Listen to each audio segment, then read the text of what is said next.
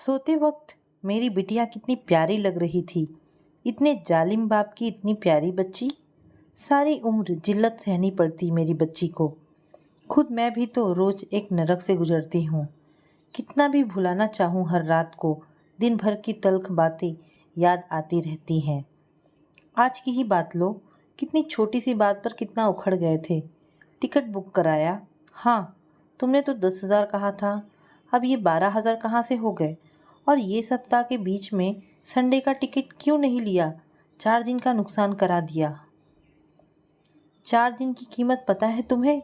इतना ही ख्याल है तो खुद क्यों नहीं कर लिया? माना मैं पूरे हफ्ते से छुट्टी पर हूँ, इसका मतलब यह तो नहीं कि एक नौकरानी की तरह इस आदमी का हर काम करती रहूँ।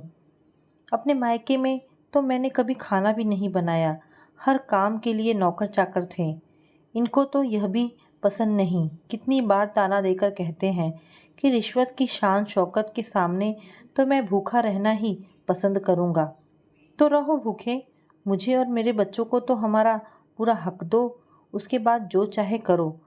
मैंने क्या क्या कहना चाहा, मगर पिछले कड़वे अनुभवों के कारण मन मारकर चुप ही रही।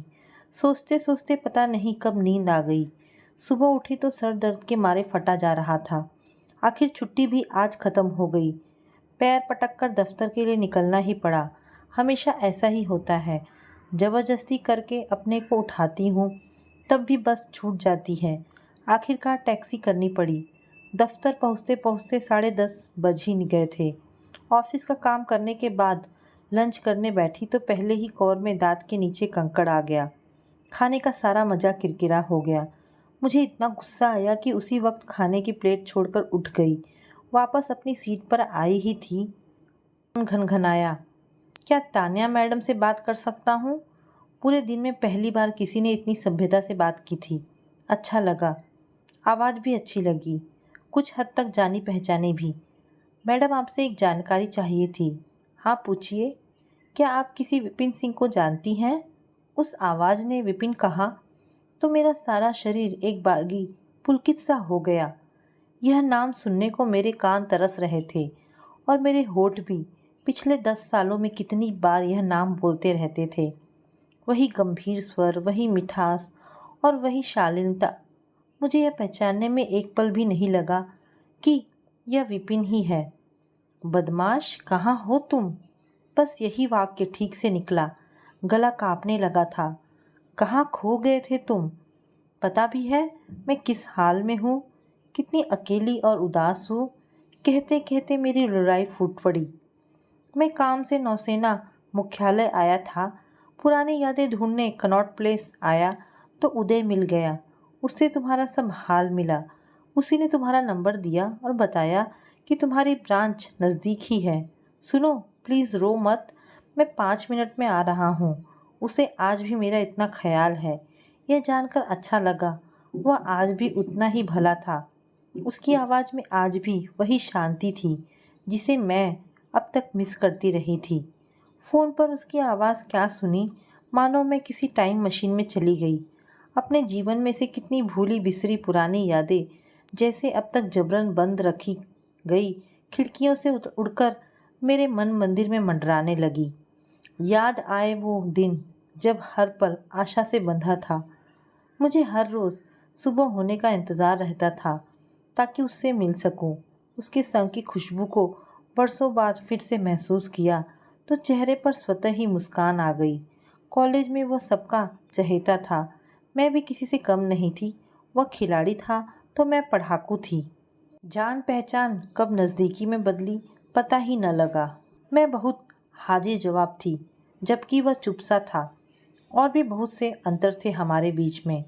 मसलन हम लोग खाते पीते घर से थे, जबकि उसका परिवार बड़ी मुश्किल से ही निम्न मध्यम वर्ग में गिना जाने लायक था।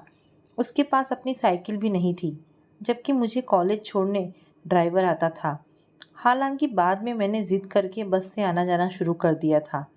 अब सोचती हूँ तो यह सपने जैसा लगता है कि इतने भेद के बावजूद हम दोनों धीरे धीरे एक दूसरे के रंग में रंग गए थे। मेरी सहेलियाँ शाम होते ही मुझे अकेला छोड़ देती थी ताकि मैं उसके साथ समय बिता सकूं। नित्या तो हमेशा ही उसका नाम मेरे साथ जोड़कर कुछ ना कुछ चुहल करती रहती। कॉलेज में सबको यकीन था कि हम शादी करेंगे ही। मुझसे विदा लेना उसे कभी अच्छा नहीं लगता था, पर उस दिन वह कुछ ज़्यादा ही भावुक हो रहा था। थोड़ी देर और रुक जाओ ना, उसने विनती की। आखिरी बस निकल गई तो फिर घर कैसे जाऊंगी? काश हम लोग हमेशा साथ रह पाते। उसने एक ठंडी आह भरते हुए कहा। भूल जाओ, पापा इस शादी के लिए कभी भी तैयार नहीं होंगे। मैंने चुटकी ली। मुझे क्या पता था कि मेरा यह मजाक ही एक दिन मेरी जिंदगी का सबसे कड़वा सच बन जाएगा। हम दोनों पार्क में बैठे थे। पता ही न चला कि कब अंधेरा हो चला था। अचानक ही मुझे पापा का रौद्र रूप याद आया। क्या समय है? मैंने पूछा। मुझे क्या पता, मैं तो घड़ी नहीं पहनता हूँ। हाँ, वह तो दहेज में मिलेगी ही। मैंने छींटा कसा। मेरे दहेज में विश्वास नहीं है। उसे मेरी बात अच्छी नहीं लगी। मैं यह सोच ही रही थी कि उसकी आवाज़ से मेरी तंद्रा भंग हुई। क्या चल रहा है तान्या जी? सब ठीक तो है? बिटिया का क्या हाल है? पढ़ाई में तो अपनी माँ की तरह ही होशियार होगी, राइट? उसके मुंह से जी सुनकर थोड़ा अजीब सा लगा। शायद मुझे सहज करना चाहता था। मैंने भी संयत दिखाने का पूरा प्रयास किया, लेकिन अपनी सारी शक्ति लगाकर भी मैं उसके किसी भी प्रश्न का उत्तर नहीं दे सकी। गला और आँख दोनों ही भर आए। उसने भी दोबारा नहीं पूछा। उसने अपनी नज़रें भी नीची कर ली ताकि मैं चुपचाप छलक आया एक आंसू पोंछ सकूं। मुझे अच्छा लगा। वह आज भी वैसा ही कोमल हृदय है। हमेशा ही दूसरों को पूरा मौका देता है सर्वश्रेष्ठ दिखने का।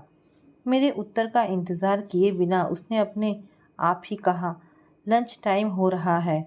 निधि, रूम में चले? तुम्हें पसंद भी है। हम दोनों जल्दी से बाहर निकले। लंच में मूड खराब हो जाने की वजह से मैं भूखी तो थी ही, मगर उसके साथ होने की बात ही और थी। मेरे कदम कुछ अधिक ही तेज चल रहे थे।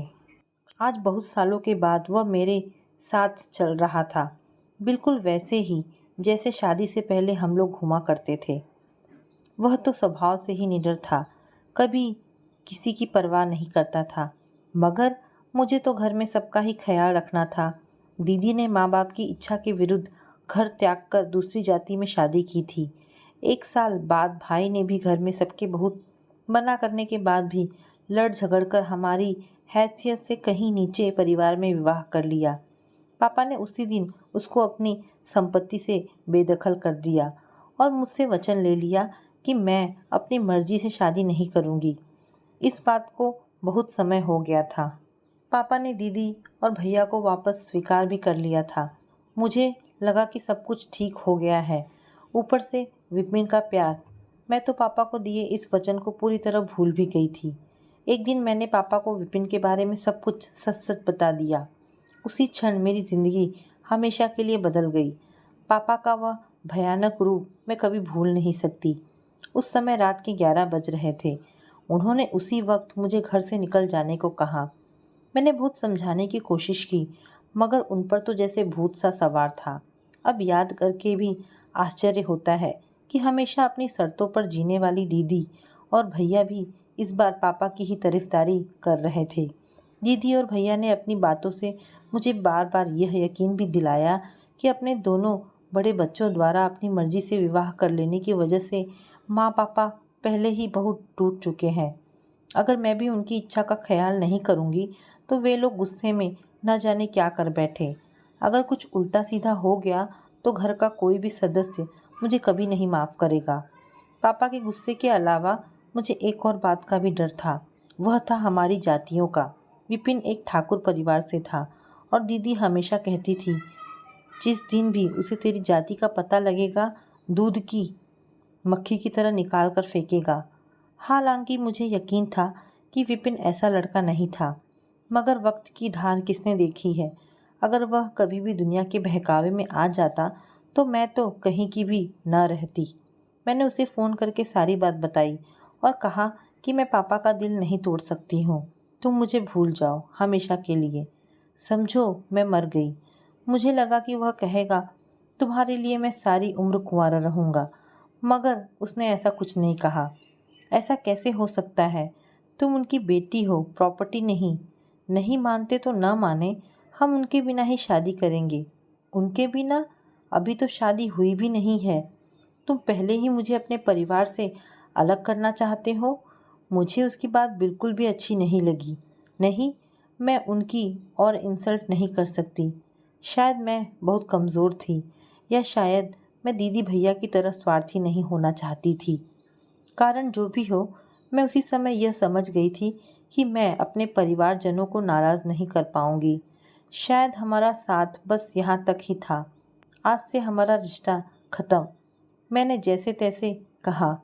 मुझे लगा वह झगड़ा करेगा, मुझे बुरा भला कहेगा, मगर उसने ऐसा कुछ भी नहीं किया। उसने चुपचाप फ़ोन रख दिया। उस दिन के बाद मैंने जब भी उसका नंबर मिलाने की कोशिश की, उसने फ़ोन कभी नहीं उठाया ही। 2 हफ्ते बाद हम नित्या के घर में मिले। उसने बताया कि उसने नौसेना की नौकरी स्वीकार कर ली थी और वह उस दिन ही मुंबई जा रहा था। चिट्ठी लिखोगे ना? नहीं। क्यों? इतनी तो लिखी, कभी किसी का जवाब तो नहीं आया। और फिर अब चिट्ठी लिखने की कोई वजह भी तो नहीं बची है। वह सच ही तो कह रहा था। मैंने कभी भी उसके पत्र का जवाब नहीं दिया। सोचती थी कि वह कभी भी बुरा नहीं मानेगा। उस दिन मैं सारी रात रोती रही। दीदी मुझे दिलासा दिलाते हुए हमेशा कहती थी, अच्छा ही हुआ उसका यह पलायनवादी रूप शादी से पहले ही दिख गया। वह दिन और आज का दिन, वह मेरी ज़िंदगी से ऐसा गया कि फिर बहुत कोशिश करने पर भी पता ही न चला कि कहाँ है, कैसा है और किस हाल में है। मैंने भी धीरे धीरे ज़िंदगी की सच्चाई को स्वीकार कर लिया।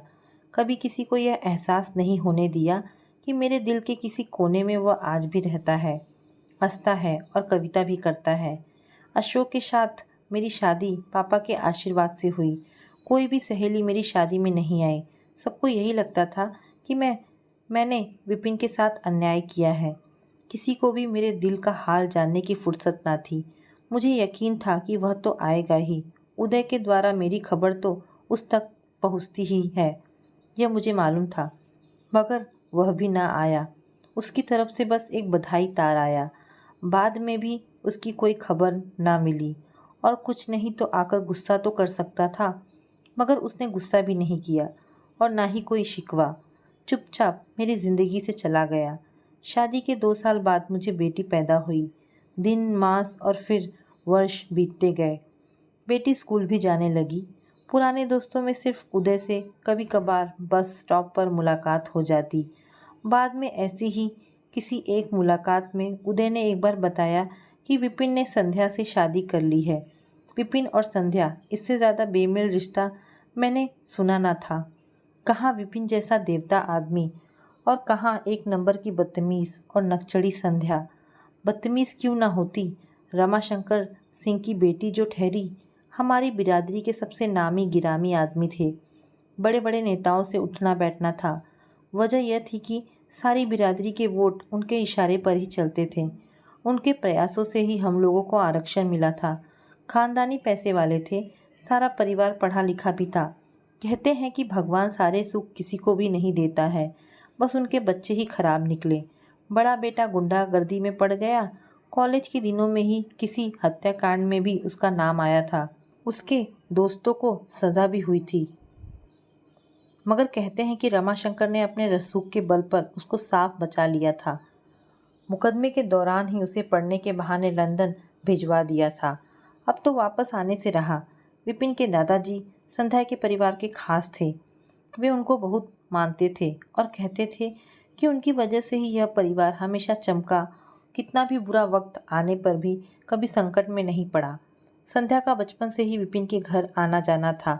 विपिन को भी उसके घर में सभी पसंद करते थे और संध्या भी हमेशा से किसी फौजी अफसर से ही शादी करना चाहती थी। फिर भी इस शादी पर मुझे अचंभा हुआ। संध्या ने वह खजाना पा लिया था जो मेरे हाथ से फिसल चुका था। मुझे संध्या से रश्क होने लगा। संध्या ने जरूर पिछले जन्म में कोई बड़ी तपस्या की होगी। उस रात भी मुझे नींद नहीं आई। वह रात मेरी ज़िंदगी की सबसे लंबी रात थी। आँख से यह मोती क्यों गिरा, इसके बारे में मुझे कुछ बताना चाहती हूँ। उसने बिना किसी दृढ़ता के मुझसे पूछा। पहले भी उसकी हर बात बिना किसी दृढ़ बंधन के होती थी। मुझे अच्छा नहीं लगता था। मैं चाहती थी कि वह मुझ पर अपना अधिकार जताए। अगर मैं उसकी बात का जवाब ना दूं तो वह जिद करके मुझसे दोबारा पूछे। अगर वह कभी मुझ पर गुस्सा भी करता तो शायद मुझे अच्छा ही लगता। मगर मेरी यह इच्छा कभी पूरी नहीं हुई। उसने कभी भी किसी बात की जिद नहीं की थी। न तो जिद करके अपने किसी सवाल का जवाब मांगा और ना ही कभी मुझ पर गुस्सा हुआ। तुम इतने दिन से मिले क्यों नहीं मुझसे? इतने साल तक मेरी कोई खबर नहीं ली। क्या कभी भी दिल्ली आना नहीं होता था? लाख कोशिश करने पर भी मैं सिकवा किए बिना ना रह सकी। चिट्ठी ना सही, फ़ोन तो कर सकते थे कभी। वह शांति से सुनता रहा। मेरी याद नहीं आई कभी? मैं बोलती रही। यादें कहाँ छूटती हैं। मिला नहीं तो क्या, तुम्हारी एक एक बात आज भी याद है मुझे। शादी के बाद अपनी मर्जी के अलावा और भी बहुत सी बातें होती हैं जिनका ध्यान रखना पड़ता है। और क्या कहूँ, तुम तो खुद ही समझदार हो। उसने सफाई सी दी। नहीं, मैं तो बुद्धू हूँ और यह बात मैं साबित कर चुकी हूँ अशोक से शादी करके। मगर तुमने तो अपनी मर्जी से शादी की थी। वो मेरा बचपना था। मुझे अशोक से कभी शादी नहीं करनी चाहिए थी। संध्या कितनी खुशनसीब है जो उसे तुम जैसा पति मिला। मैं अपनी ही रॉ में बोली। तान्या प्लीज़ ऐसा बिल्कुल मत कहो, यह सच नहीं है। वह ऐसे बोला मानो बहुत पीड़ा में हो। मुझे समझ नहीं आया कि वह इतना असहज क्यों हो रहा है। काश मैं संध्या की जगह होती। मेरे मुंह से निकल ही गया। मैं कभी अपनी किस्मत से लड़ने की हिम्मत नहीं जुटा सकी, वरना हमारी दुनिया कुछ अलग ही होती। तुम्हें लगता है कि तुम मेरे साथ खुश रहती? वह एक पल को ठिठका, फिर बोला, तुम सोचती हो कि संध्या मेरे साथ बहुत खुश है? मैं समझी नहीं वह क्या कहना चाह रहा था। वह कुछ उलझी उलझी बातें कर रहा था। बिल्कुल भी खुश नहीं थी वह मेरे साथ। या तो झगड़ा करती थी या दिन रात रोती थी। मैंने एकाध बार मनोचिकित्सक के पास जाने की बात भी उठाई तो वह और उसका सारा परिवार मेरे खिलाफ भड़क गया कि मैं उनकी बेटी को पागल कर देना चाहता हूँ। मैं उसके चेहरे की पीड़ा को स्पष्ट देख पा रही थी, मगर नहीं जानती थी कि उसका क्या करूँ। तान्या, यह दुनिया बहुत कठिन है। सही गलत, अच्छे बुरे को पहचानना आसान नहीं है। हमें सिर्फ अपने घाव दिखते हैं।